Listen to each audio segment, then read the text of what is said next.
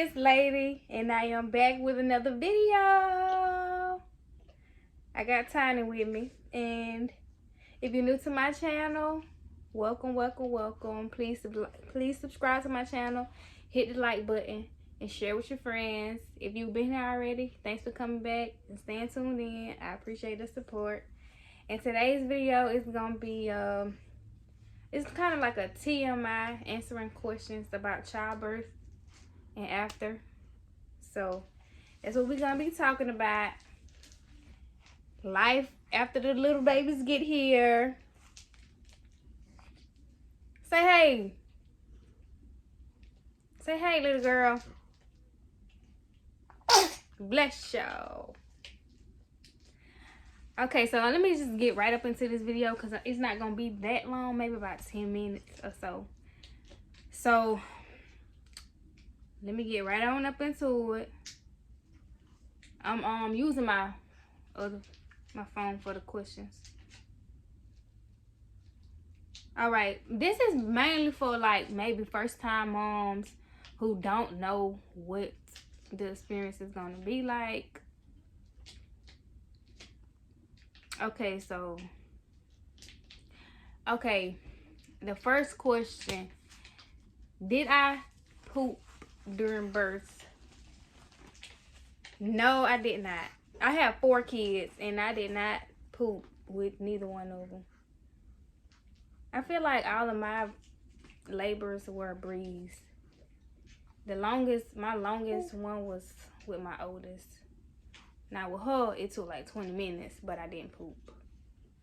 With my second born, she basically was coming on her own. When I got to the hospital, I was already 4 centimeters, and she was just coming on. I probably pushed like 3-4 times with her. With my third born, I only pushed twice, and then with her, I only pushed for 4 minutes. No, I did not poo. Some people may though, but it's a natural thing because you gotta think about it. You are bearing down so hard trying to get a whole human out. So if you do poo on yourself, girl, it's okay. You don't got to be embarrassed by it. Some people do. Next question. What do contractions feel like? Most people explain it like real bad period cramps, and that's how I explain it too. Real bad period cramps, and when I say real bad, baby, I mean real bad. Really bad. And it's like you gotta think about your hips are stretching out, your uterus is already stretched out, and when you go into labor, like your uterus is just contracting, squeezing, all the muscles just squeezing together, trying to get the baby down. And you gotta go from 0 to 10. So you go from this, and you gotta stretch all the way open. So I'm not trying to scare nobody, but them contractions, it's like maybe when you after the 4th centimeter, and then it's like, oh yeah, this real bad. Like 1 through 3 is probably like, oh, this period cramps. Take some Advil, Midol, it'd be good. But after that, oh baby, you gonna feel what God put you here for. Women bearing these kids, y'all know what I'm talking about. So yeah, it's real bad. Next question.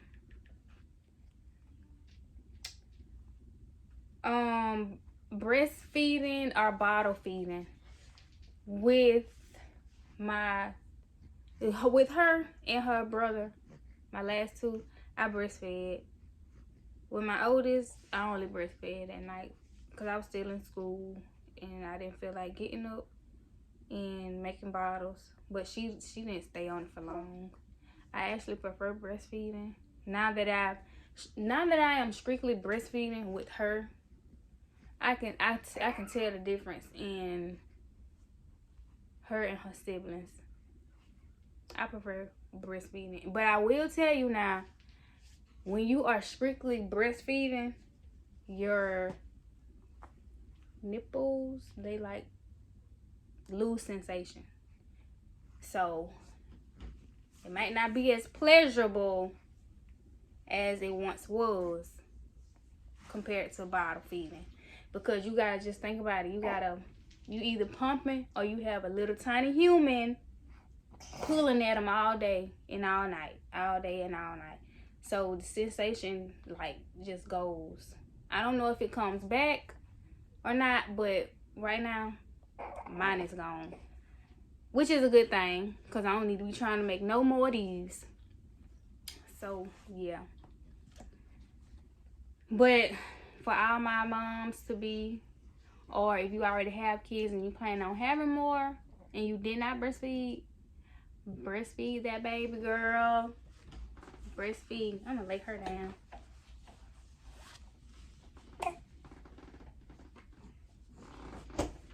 Okay, next question.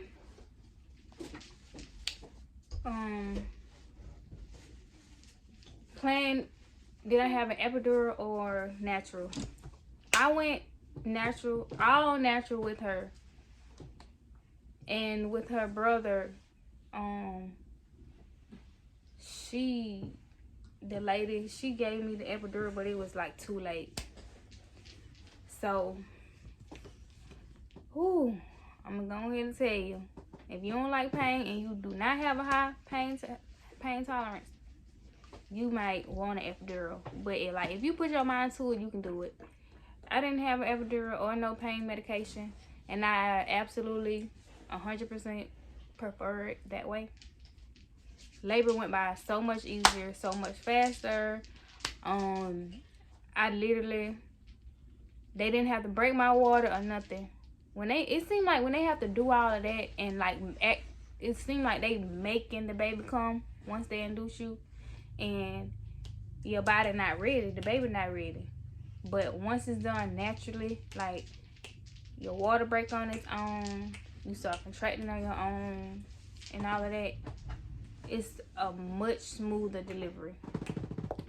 So I prefer no epidural, natural labor. But do what floats your boat. Next question. Am I planning to have more babies? No. No.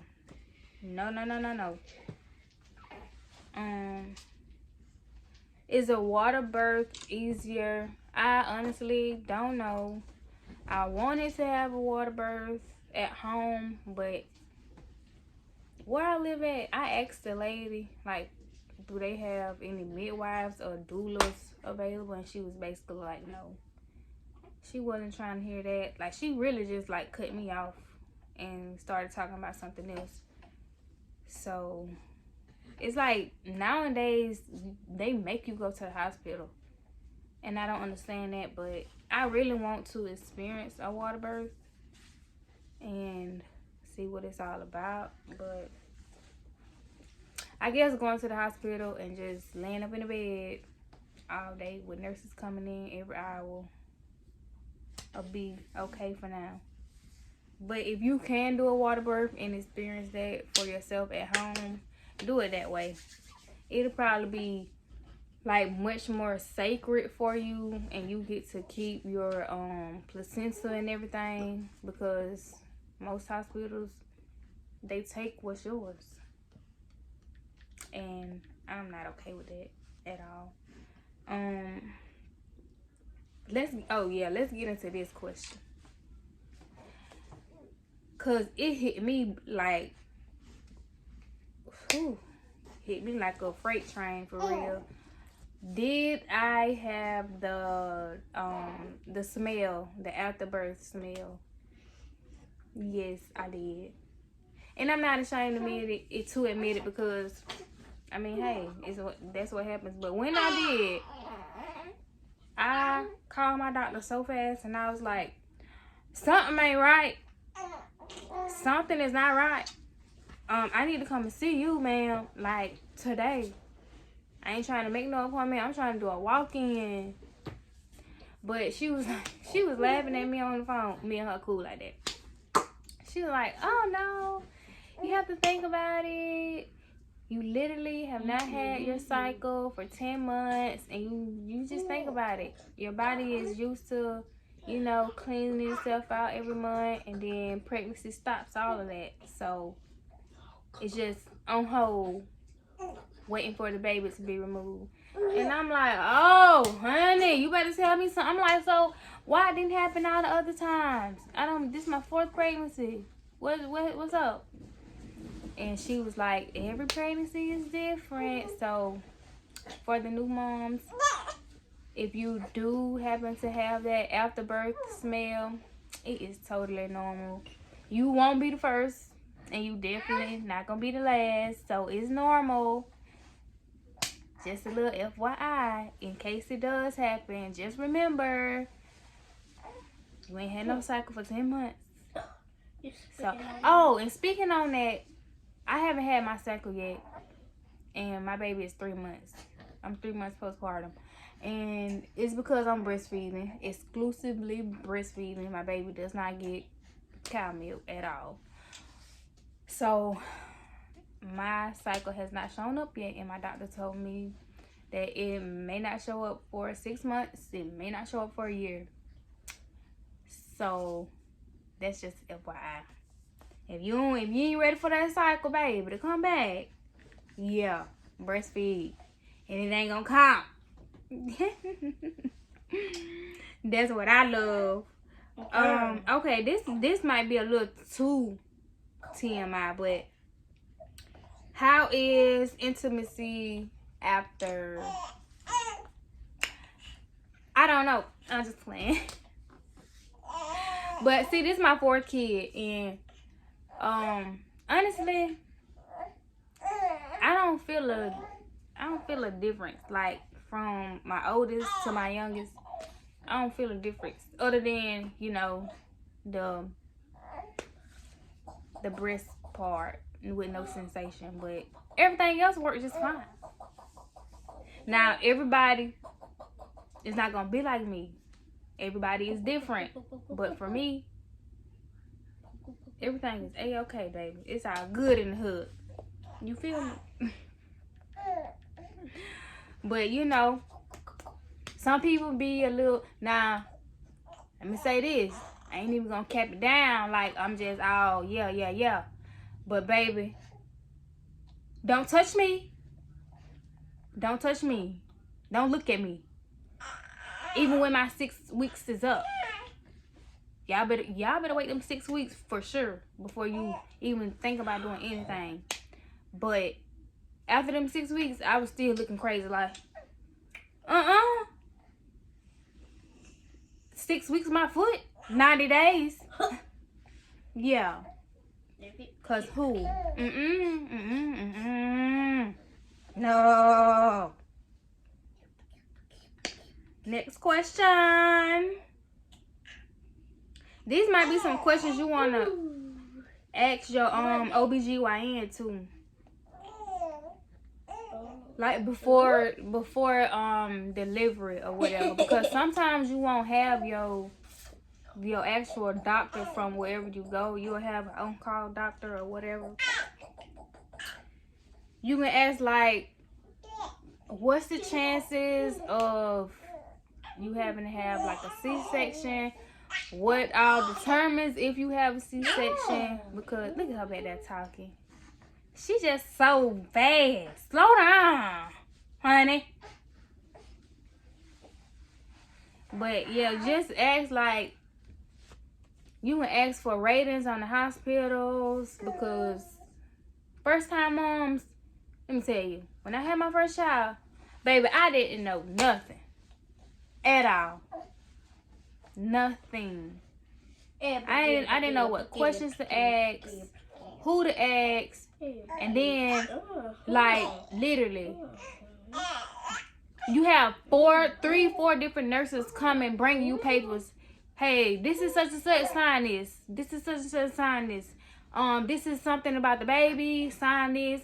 And I literally, with her, this is my oldest, I was just signing Didn't know what really I was signing. I was just listening to what they was telling me and just signing the paper. I didn't actually know. They told me to sign it, so that's what I did. And I was young. I was 16 when I had her, so you can only imagine what the people had me really signing. They knew, but I don't.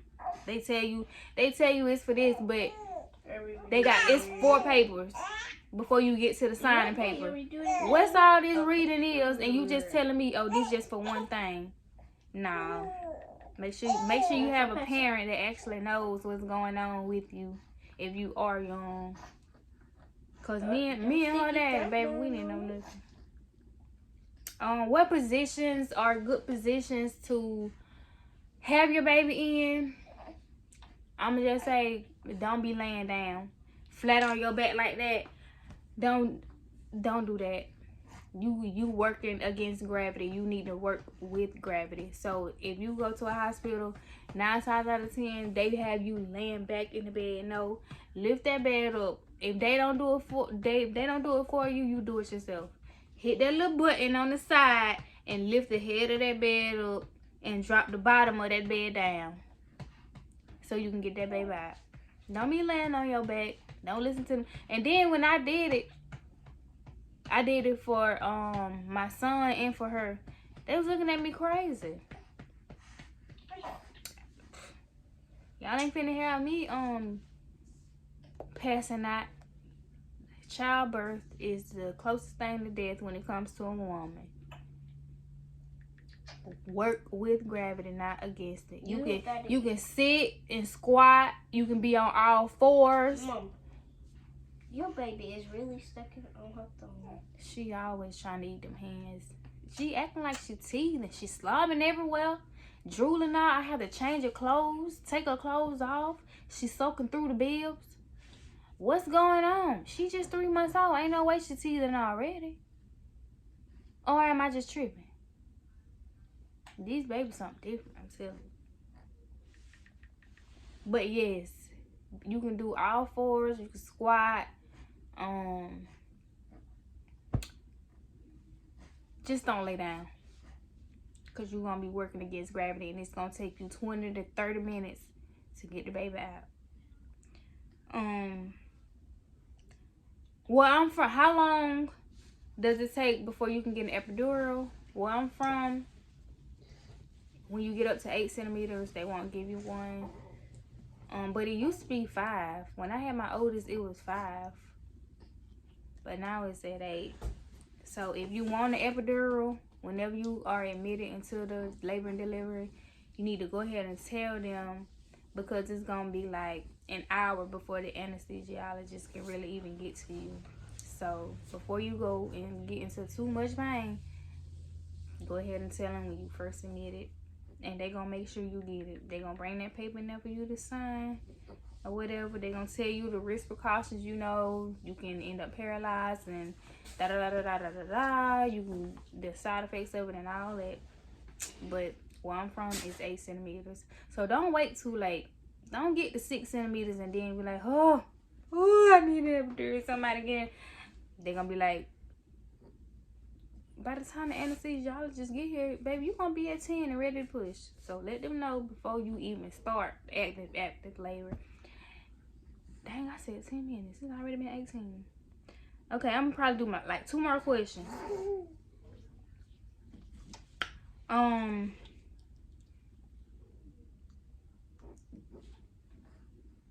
I ain't never had a C-section, so I don't really know all about the recovery with that. But with my natural birth, my recovery, baby, I was up walking the same day 2 hours after I had the baby.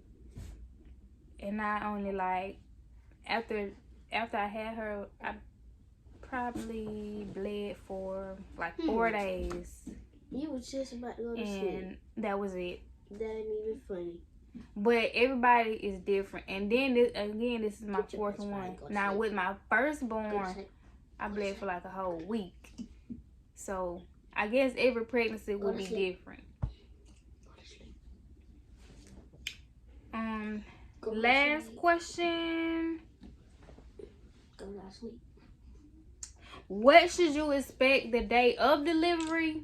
Well, I'ma just say these babies come when they want to come, and sometimes if you are induced, you need to expect the best and the worst, because at any point in time, things can take a turn of events, and then either it'd be a life or death situation. That's how I always go in, and I always told they daddy, all my kids got the same daddy, if it come down to it, you save the baby, don't save me, save the baby. So that's how I always go in there, like, all right, God, let me have a safe delivery, but in the case that something do happen, save my baby. You can take me. I done lived. I haven't lived like the life that I want to live, but I done lived longer than them. So it's when you should expect, like, of course you want your family and stuff to be there, but that's a stressful time for the baby. You gotta think about the baby trying to slide down the birth canal, and then the uterus is just squeezing them.